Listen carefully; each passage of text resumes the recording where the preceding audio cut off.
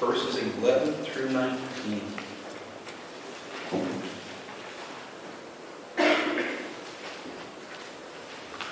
Now on his way to Jerusalem, Jesus traveled along the border between Samaria and Galilee.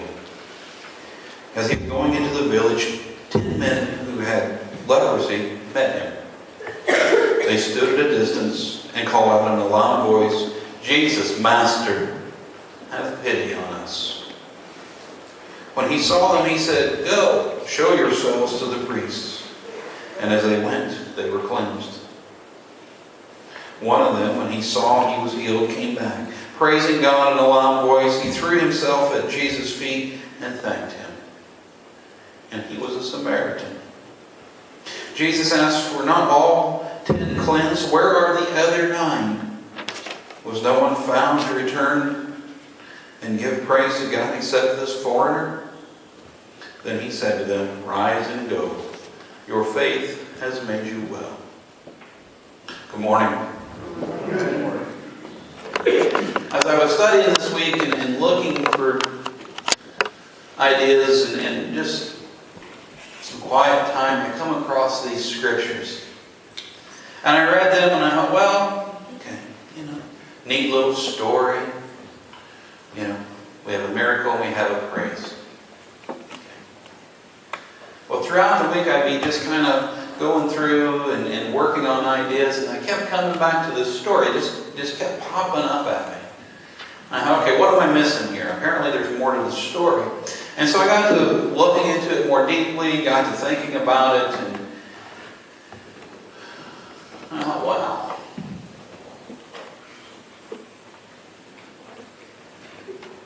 That just kind of describes people a little bit. Both Christians and non-Christians, and I got to thinking about it, the more I studied it, and the more I read it and prayed about it, and I thought, I'll just share this today. So today what I want us to do is I want us to look at the life of this leper, and I want us to think about how it correlates with our lives as Christians and non-Christians.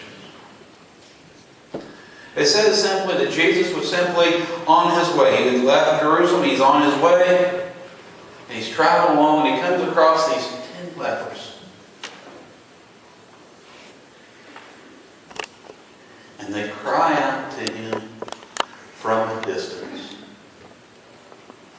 "Master, have pity on us."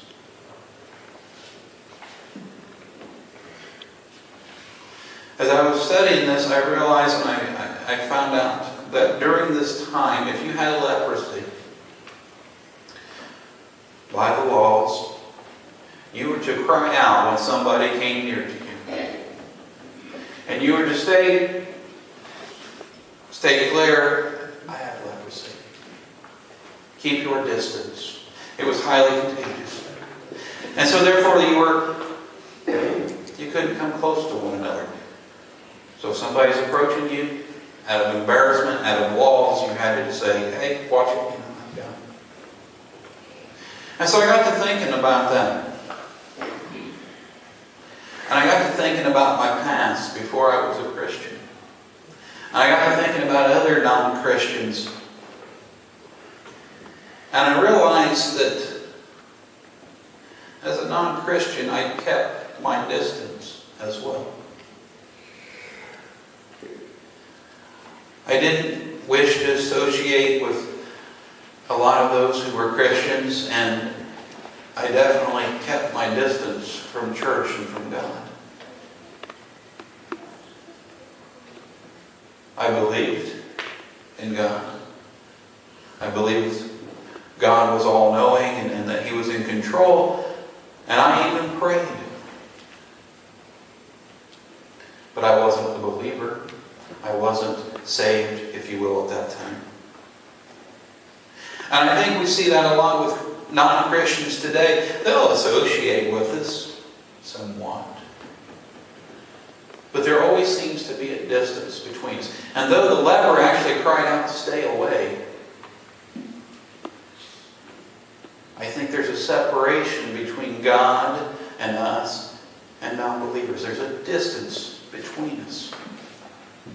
As Christians, I think we do the same thing with God as the lepers did.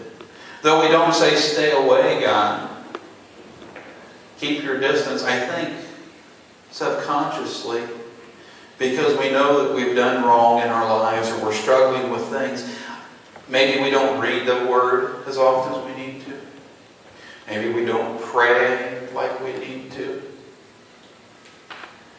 Maybe we skip church.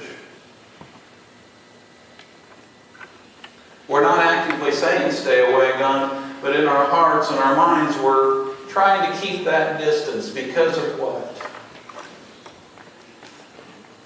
The lepers had a disease. They had an uncleanliness about them.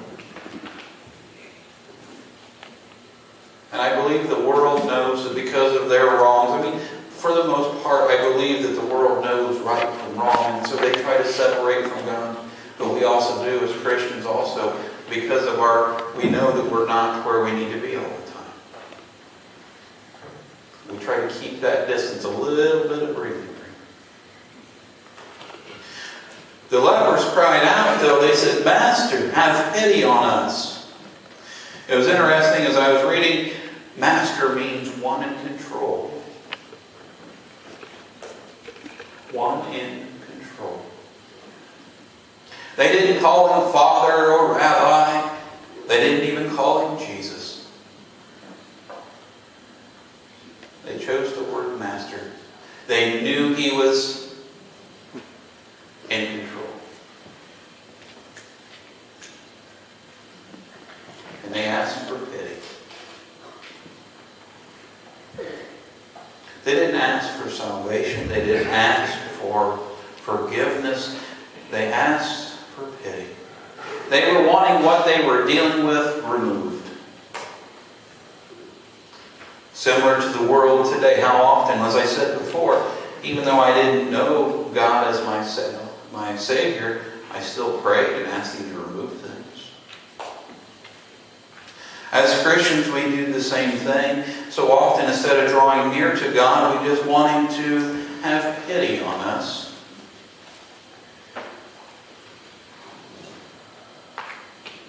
And just take care of the problem. We don't want to get too close.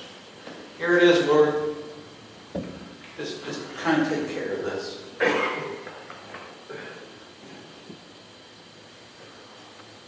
Jesus told them to go and show themselves to the priests.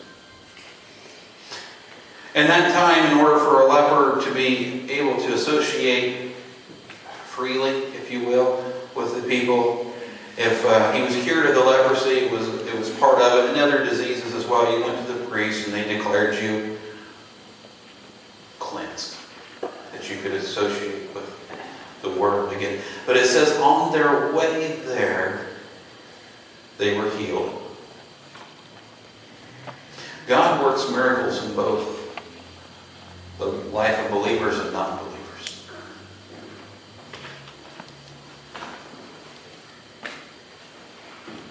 Don't get me wrong. He wants us all to be believers. And I believe the greater our relationship with God, the greater the blessings. But God has made it clear that the sun and the rains come down on both the righteous and the unrighteous. And so He decided, God healed those 10 lepers on their journey, on their way. He didn't touch them. It was the thing at that time when Jesus was walking the earth.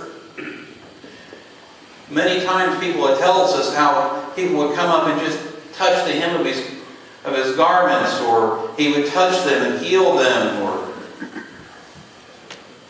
some really special thing. But this time He healed them on their way. He never came close to them. Interesting that it shows that it was kind of a foreshadowing, because God knew that soon He would be gone, but we could still receive those healings and those blessings. Even though He would be taken to heaven, He heals at a distance.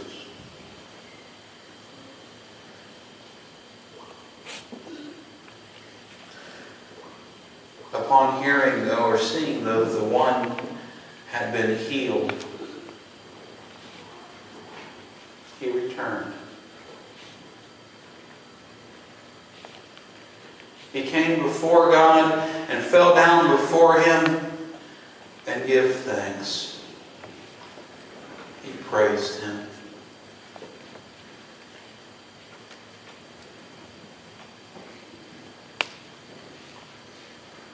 A Samaritan.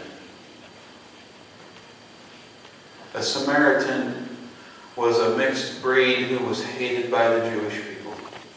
They avoided them at all costs. They were considered unclean people.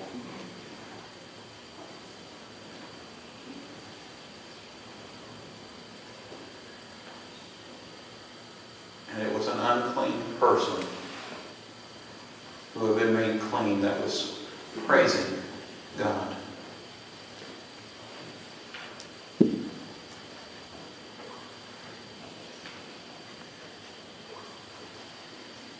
One out of 10. 1 out of 10 came back.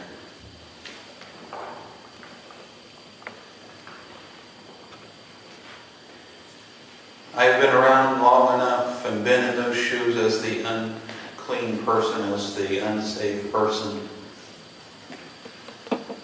That 1 out of 10 is an amazing number. I have seen people go through surgeries and this, that, and the other and survive horrendous things and cancer be beaten and whatever in their lives. People that, though I don't know where they truly stand, let me state this, by their fruit, we believe that they don't have a relationship. That they just take it for granted that maybe they said some prayers or had some friends pray over them or a preacher prayed over them and the miracle came. Oh, yeah, great. Thanks. Thanks for praying for me, Maddie.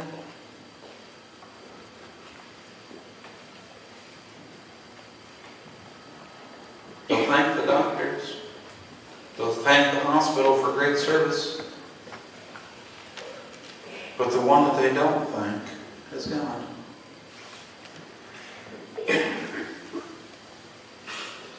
Is God. As Christians, I think, unfortunately, many times we don't thank God enough either. Maybe we're driving down the road and a deer jumps out in front of us or somebody pulls out in front of us and we avoid an accident. Oh, thank you, Lord, thank you, Lord. Off we go. Jump on that accelerator and away we go again. Which is good. But it says this leper that came back, the one who came back fell down before God and he knelt and he thanked Him.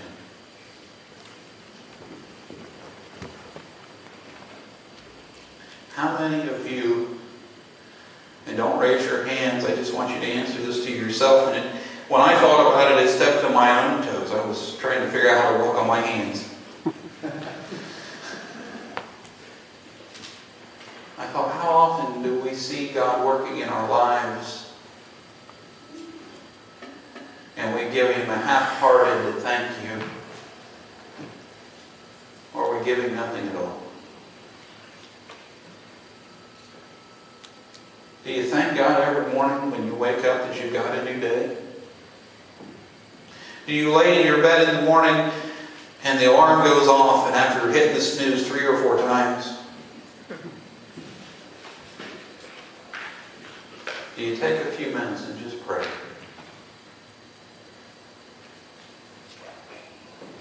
Thank you, Lord, that tomorrow or yesterday is over. And what has happened then is behind me now, Lord. It's a new day, a fresh start. And you've given me another chance.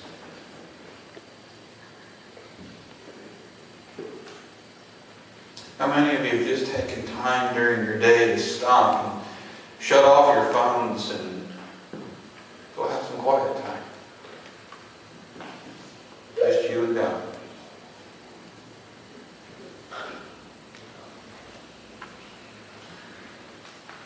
I bet you 1 out of 10 is not a bad number to properly give an idea idea of how many of us do.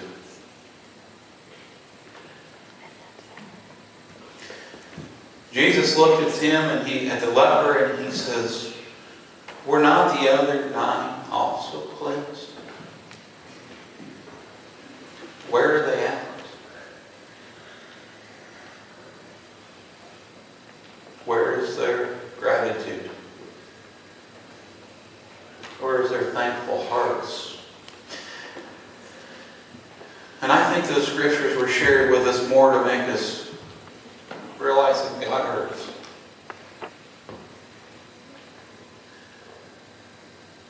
God knew where they was. I think it was the fact that, that hurts. How many times have you given gifts and done things for people? And not that you were looking for glory, but a nice little thank you wouldn't have hurt.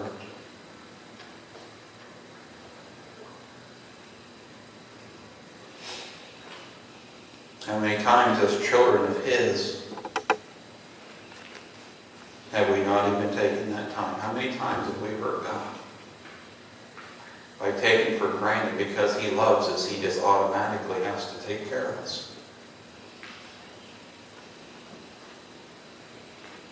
We think it's His job and not a privilege and a joy to serve Him. But He looked at the leper and He says, "Your faith has healed you." He was cleansed. He was forgiven.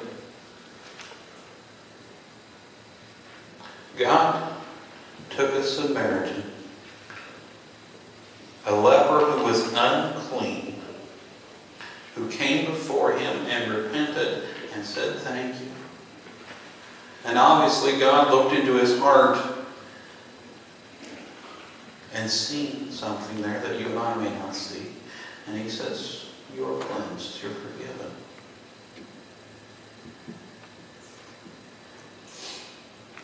How many of us were saved through similar situations in our lives? Something bad had happened and God delivered. I was. But as Christians, if God is willing to offer salvation to someone categorized as a leper and an unclean person, someone who is not with God at that time, how much more would He not want to bless us as children when we show Him grace?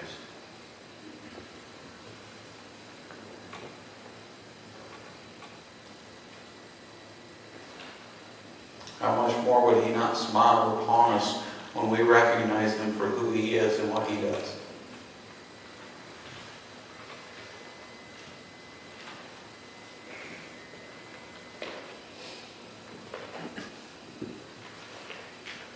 As I said before, the story of the leper has always seemed something rather simple to me. But as I looked at it, I thought, maybe it is a lesson for us all. Amen? Amen. Amen. Let us pray.